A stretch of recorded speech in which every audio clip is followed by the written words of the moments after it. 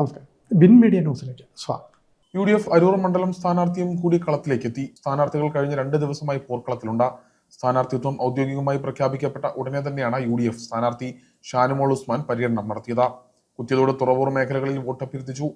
ബുധനാഴ്ച ചാവടി, അരൂക്കുറ്റി, പള്ളിപ്പുറം തുടങ്ങിയ പ്രദേശങ്ങളിൽ പര്യടനം നടത്തി.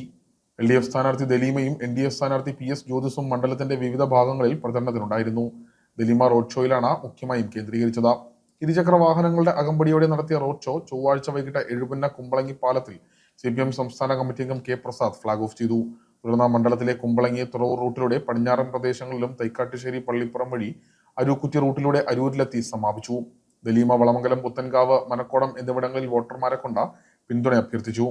NDF സ്ഥാനാർത്ഥി PS ജ്യോതിസ് പ്രചരണത്തിന് ഔദ്യോഗികമായി തുടക്കം കുറിച്ചു. തുറവൂർ ക്ഷേത്ര ദർശനത്തോടെയാണ് പ്രചാരണത്തിന് തുടക്കം കുറിച്ചത്.